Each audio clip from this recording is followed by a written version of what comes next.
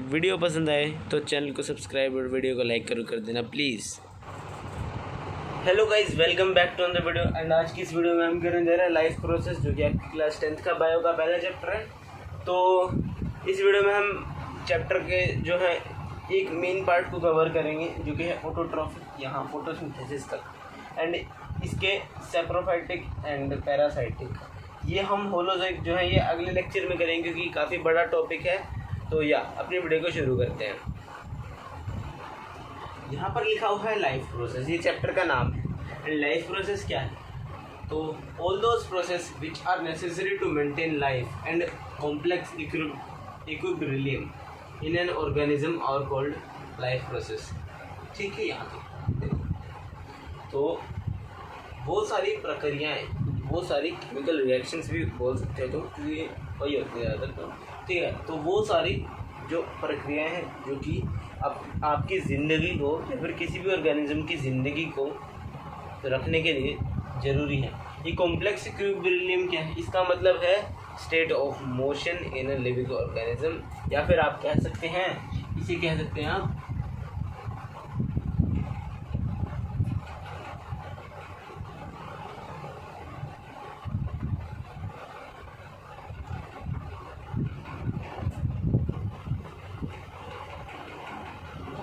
इसे कह सकते हैं मॉलिक्यूलर मूवमेंट्स।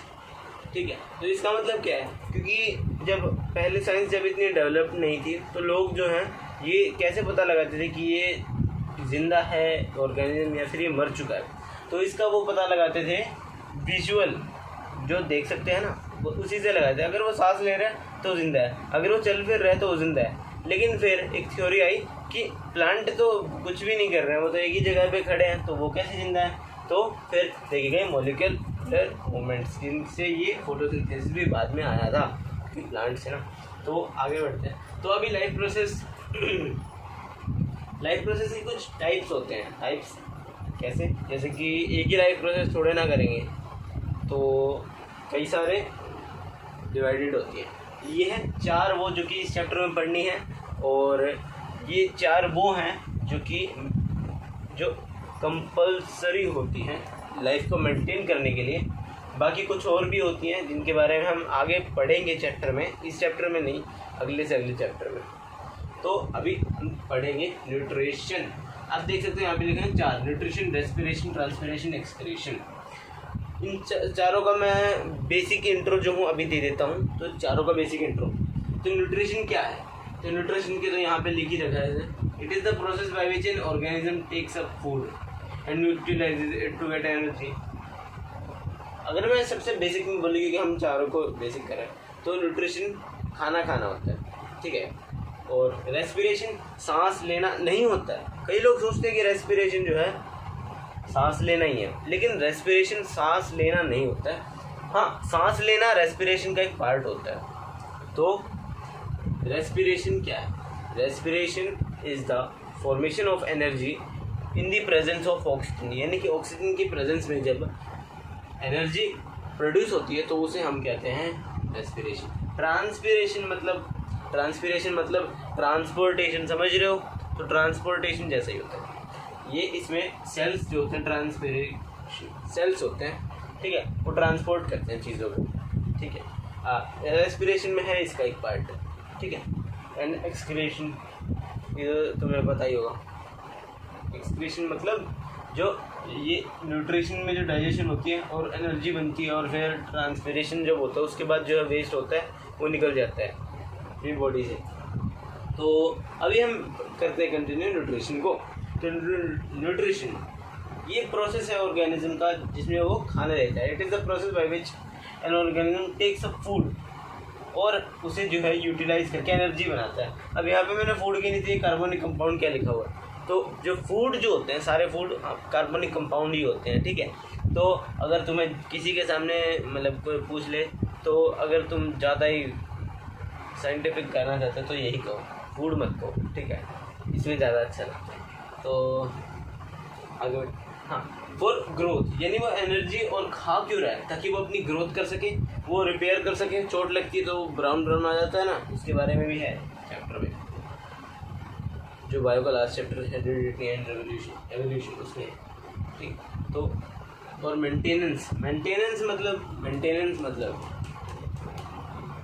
कॉम्प्लेक्स इक्विलिब्रियम को मेंटेन करना है ना, तो यही होते हैं। तो हाँ, तो अब ये लिखा हुआ मैंने कुछ, the materials that give energy to us and other organism are called nutrition. ये तो हमें पता ही है, जो फूड है वही न्यूट्रिशन है ना। ये थोड़ा सा इसके एग्जांपल है, लाइक प्रोटीन, कार्बोहाइड्रेट, विटामिन, ये तो तुम्हें पता ही है। We get energy from them, हमें उनसे एनर्जी मिलती है। अब आते हैं अपने main topic, modes of nutrition.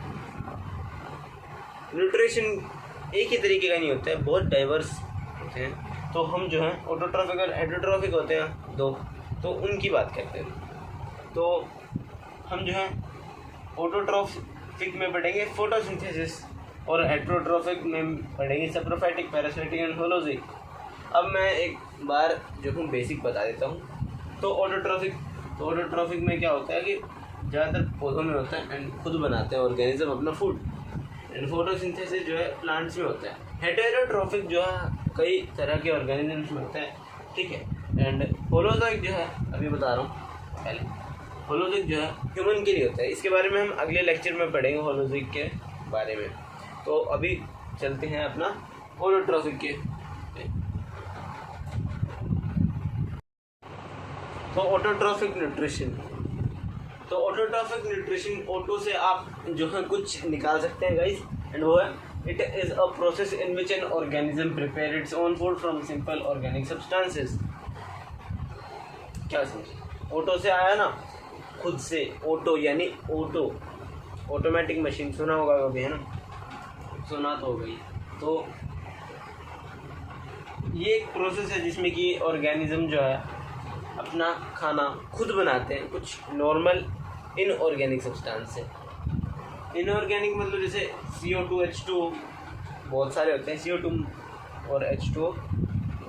और ये एग्जांपल नहीं है, 2 एग्जांपल है तो वैसे ही है।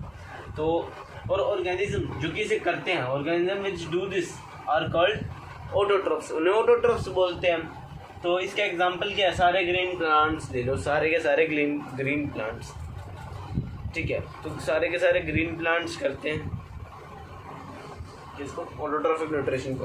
अब ऑटोट्रॉफिक न्यूट्रिशन आ जाए तो उसे कहते हैं, जो उसका जो पार्ट होता है फोटोसिंथेसिस। तो अब हम इसे पढ़ते हैं। वैसे मैं बता दूं कि फोटोसिंथेसिस की एक अलग वीडियो आने वाली है, एंड उस वीडियो में सिर्फ इस चैप्टर का नहीं है, 10th का नहीं है, लाइफ प्रोसेस का नहीं है सिर्फ, उसमें आप जब आगे का भी लेवल का पढ़ोगे तो सब कुछ आ जाएगा उस वाली वीडियो में। एंड वो फोटोसिंथेसिस की वीडियो मतलब बहुत ज़्यादा अच्छी होएगी, ठीक है, इसकी गारंटी मैं आपको देता हूँ। Photosynthesis, the process by which green plant synthesise their own food from CO2, H2O in the presence of sunlight and chlorophyll, उसे हम फोटोसिंथेसिस कहते हैं। तो अभी एक्सप्लेन। तो ऐसी प्रोसेस जिससे कि ग्रीन प्लांट्स, हरे पौधे, अब हरे पौधे मतलब जैसे कि छोटे पौधे ज़्यादातर जो होते हैं, वो जिस पौधे में तुम्हें हरा पार्ट दिख जाए वो क्लोरोफिल रखता है। एंड क्लोरोफिल जब होता है तो फिर फोटोसिंथेसिस भी होता ही है, ठीक है। आगे जाके तुम समझ जाओगे मैं ऐसा क्यों बोल रहा हूँ, ठीक है, इसी लेक्चर में बता दूँगा मैं। तो यहाँ से देखो, the process by which green plants synthesise का मतलब क्या, सिंथेसाइज तो यहाँ पे भी आया है ना, सिंथेसिस। तो इसका मतलब है किसी चीज़ को बनाना, सिंथेसिस। इसका एग्जांपल फाइबर सिंथेसिस, फाइबर को बनाना धागों से, है ना।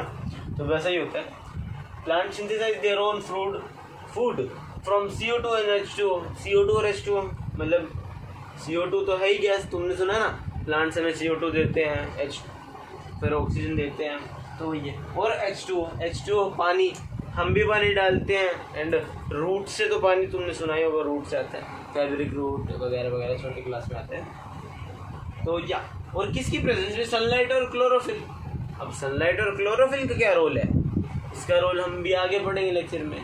बाकी जो फोटोसिंथेसिस की जो स्पेशल वीडियो है ना, उसमें एकदम मतलब डिटेल में है। अब तुम्हें पता चलेगा सनलाइट से जो है ये फॉस्फोरस बनाता है, सनलाइट से आगे जाकर, नहीं फॉस्फोरस नहीं, एटीपी बनाता है। इसके अंदर जो है अभी एडीपी है।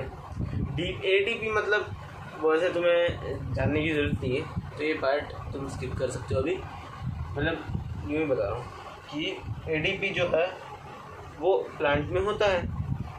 एडीपी मतलब एडिनो डाइफॉस्फेट। डाइफॉस्फेट मतलब 2 फॉस्फेट होते हैं। एंड एटीपी क्या होता है, उसमें 3 फॉस्फेट हो जाते हैं, एडिनोसिन ट्राइफॉस्फेट। तो यही था बस, ठीक है। तो अभी देखो ये मैंने लिख दिया है इसकी इक्वेशन, ये तुमसे पूछी जाएगी, ठीक है। तो इस इक्वेशन से भी मैं समझा सकता हूँ। तो देखो जब एक ग्रीन प्लांट में हो रही है रिएक्शन, ठीक है, ऑफ कोर्स अगर क्लोरोफिल है तो ग्रीन हो गई, तो उसमें हो रही है, उसमें कार्बन डाइऑक्साइड और H2 हो रहे हैं और वो मिल के बना रहे हैं कुछ। अब ये तो कुछ जाना पहचाना से नहीं लग रहा है ना, ये तो वही है ग्लूकोज, है ना। तो ये बनाता है +6 CO2 +6 H2O एंड ये इक्वेशन बैलेंस्ड भी है, ठीक है। तो हाँ, तो ये होता है। अब हम पढ़ते हैं फोटोसिंथेसिस को डिटेल से, क्योंकि फोटोसिंथेसिस भाई यहीं पे नहीं है, फोटोसिंथेसिस आगे भी है। एंड या अभी तो बस शुरुआत है photosynthesis.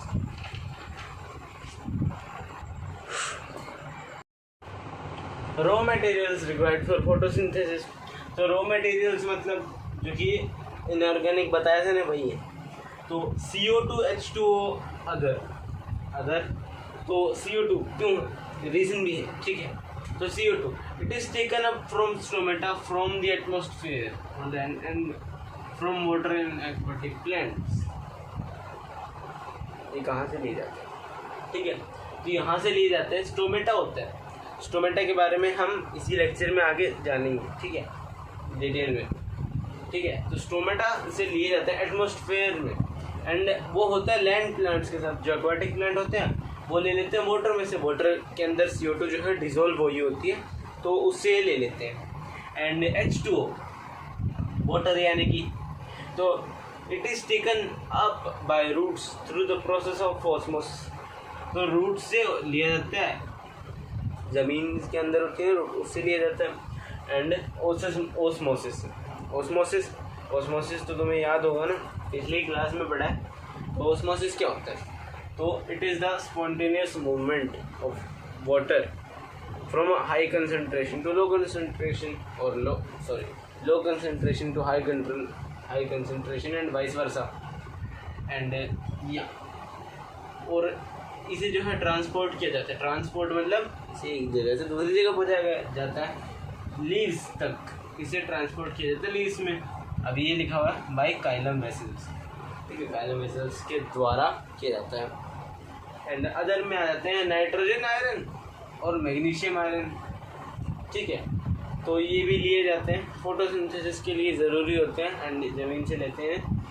And conditions necessary for photosynthesis. अब ये तो है रॉ मटेरियल्स रिक्वायर्ड, अब ये है कंडीशन।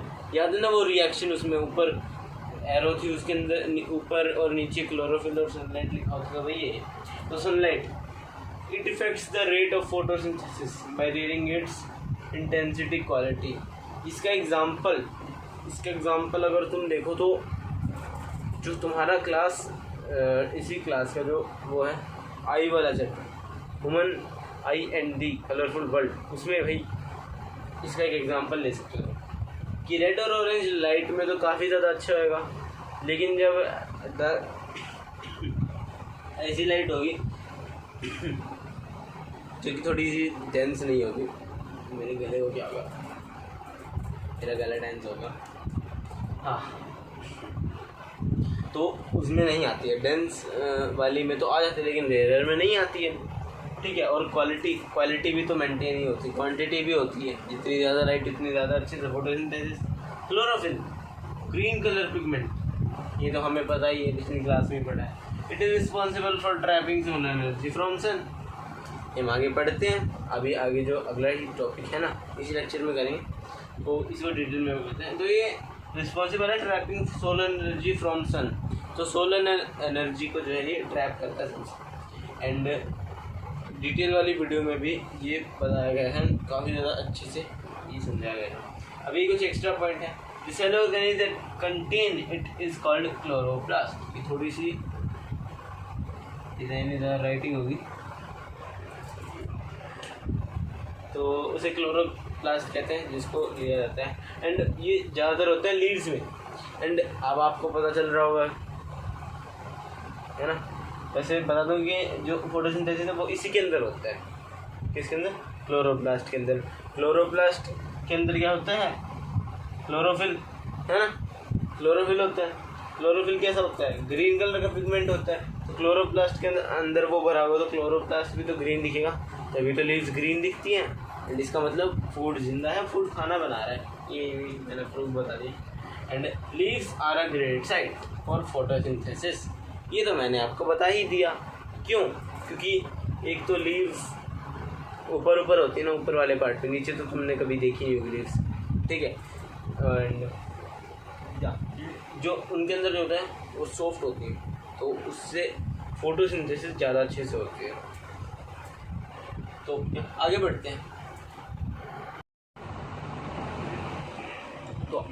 हैं। अब हम पढ़ेंगे स्टेप्स ऑफ फोटोसिंथेसिस। तो स्टेप्स ऑफ फोटोसिंथेसिस मतलब अब फोटोसिंथेसिस जो आप पढ़ते जा रहे हैं ना, उसको बस स्टेप में ही तोड़ दिए, थोड़ी सी डिटेल में गए, थोड़ी सी डिटेल में। तो steps of photosynthesis, absorption of light by chlorophyll. आपको स्टेप सिर्फ याद रखने के हैं, ठीक है। ये एनसीईआरटी के यूं है यहाँ पर।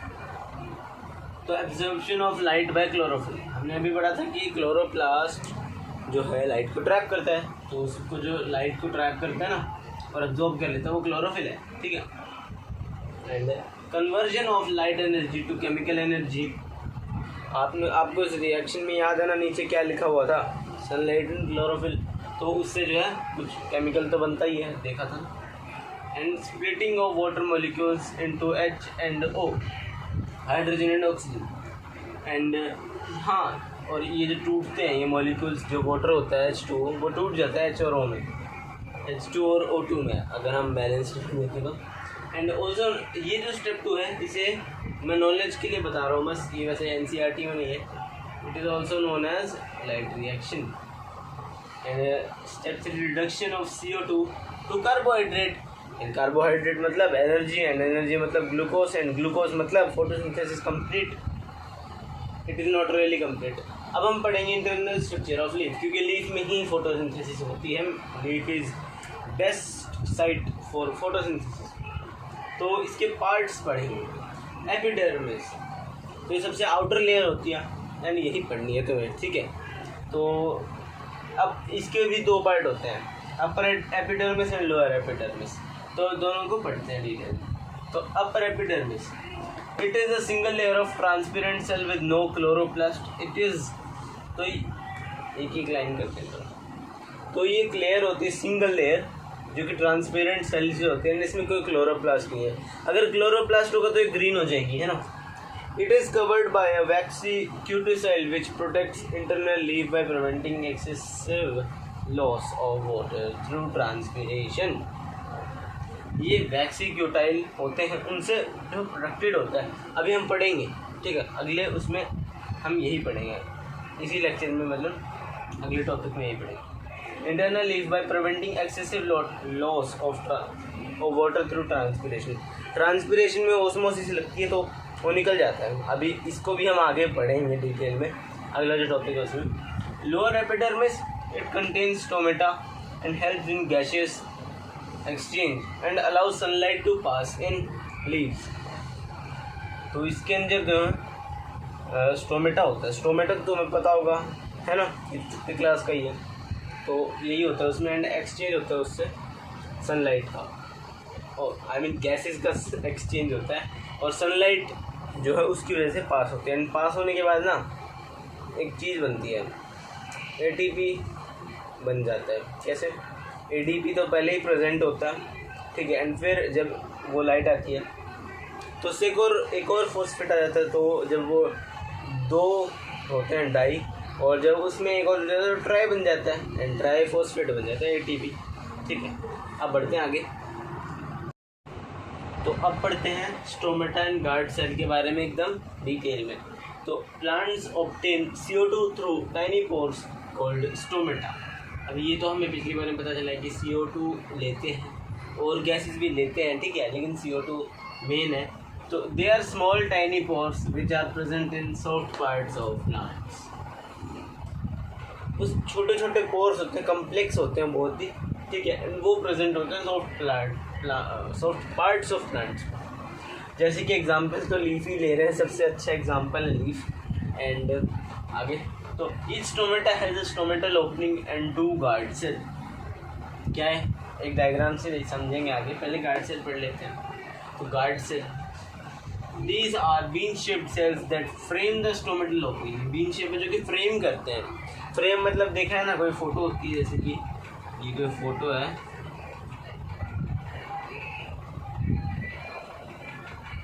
और ये तुम हो, मैं नहीं, बैकग्राउंड बना देते हैं,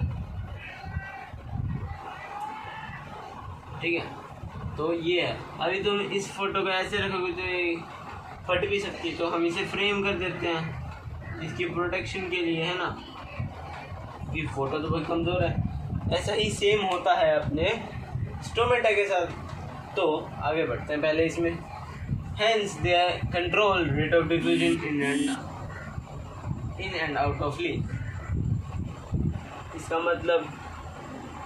मतलब है कि जब गार्ड सेल बंद होते हैं तो ये जो पानी होता है ना वो बंद हो जाता है, स्टोमेटा में नहीं आता है, ठीक है, एंड जब खुलते हैं तब आता है। अभी इस ही का अगला जो टॉपिक है वो है rate opening and closing of stomata. तो हम उसे भी आगे पढ़ते हैं डिटेल में, लेकिन उससे पहले तुम गार्ड सेल लिख लो कैसा होता है। तो ये गार्ड सेल है, ठीक है। अभी मैं इसे लेबल कर देता हूँ। तो ये जो सबसे बाहर, जो तुम्हें सबसे अंदर से शुरू करते हैं, ये जो है ये है तुम्हारी स्टोमेटल ओपनिंग, और ये जो है ये छोटा सा पोर दिख रहा है, ये स्टोमेटा है, ठीक है, एंड ये स्टोमेटल ओपनिंग है, ठीक है। एंड ये छोटे छोटे दिख रहे, ये जो पहले तो ये है ना, ये वाला, ये पूरे जो 2 बीन शेप के हैं, ये अपने गार्ड सेल है। एंड ये जो दिख रहा है ये गार्ड सेल का ही पार्ट है, लेकिन ये थोड़ी रिजिड होता तो इसे रिजिड बॉल बोल दो तो,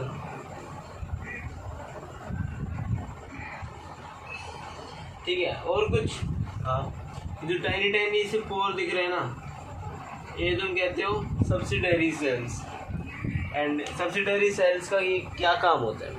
तो सब्सिडरी सेल्स जो होते हैं, एक मिनट, सॉरी, ये सब्सिडरी सेल्स नहीं है गाइस, ये होते हैं सब्सिडरी सेल्स। इनकी जो है ये वाटर कलेक्ट कर लेते हैं एंड फिर जो वाटर होता है ना वो इसमें जाता है। अभी हम आगे पढ़ते हैं क्या होता है वाटर जाने के बाद। एंड जो छोटे छोटे से पोर दिख रहे हैं, है ना, ये जो छोटे छोटे से पोर दिख रहे हैं ना, ये होते हैं क्लोरोप्लास्ट। यस, ये होते हैं बहुत छोटे छोटे होते हैं, ठीक है। तो ये हमने अभी लेबल कर दिया है, मैंने पता है राइटिंग अभी इतनी अच्छी नहीं लिखी है, लेकिन अब हम जो लिखेंगे उसमें एकदम अच्छे से लिखेगा। तो चलो पढ़ते हैं अभी से आगे। तो गाइस अभी यहाँ पर है 2 आपके सामने डायग्राम, एक है क्लोज्ड स्टोमेटा का एंड एक है ओपन स्टोमेटा का।